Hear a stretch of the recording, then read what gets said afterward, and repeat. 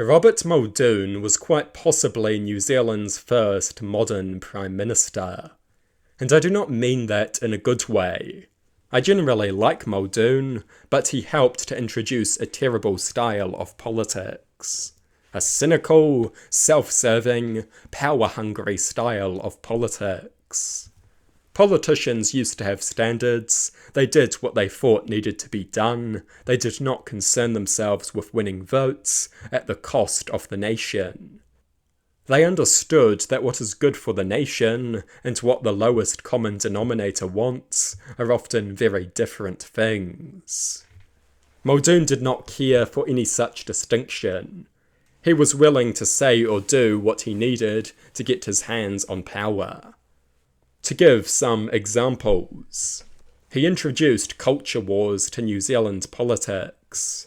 He successfully leveraged issues such as immigration, and more notoriously the Springbok Tour, to incite division for his own political gain. He intentionally divided New Zealanders with largely insignificant, yet highly controversial issues that helped to distract from his own repeated failures. That style of politics has had a continual presence in New Zealand ever since, although not always to the same extent. He also crafted his policy with a short-term vote-winning objective in mind.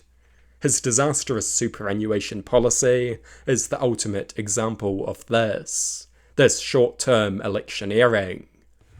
Labour had introduced a great forward-thinking long-term superannuation scheme. Had this scheme been kept in place, it is estimated that this country would be far richer. Muldoon abolished the scheme and replaced it with a version that served exclusively to win votes. It was totally unsustainable. It was basically just free money, intended only to satisfy elderly voters in the moment, with no concern for the future whatsoever. Economists regard it as the single worst economic decision in the country's history, which is saying something. Ever since, short-term thinking has had a continuous strong presence in New Zealand politics. Politicians routinely prioritise the immediate desires of voters at the expense of the nation's future.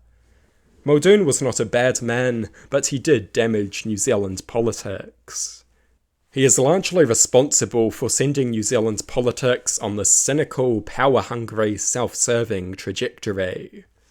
Now politicians could not care less about the future of the nation, they only care about their own electoral prospects. Muldoon was one of the first practitioners of this crude and destructive political style. In our day it has consumed most of our politics. We need to defeat it.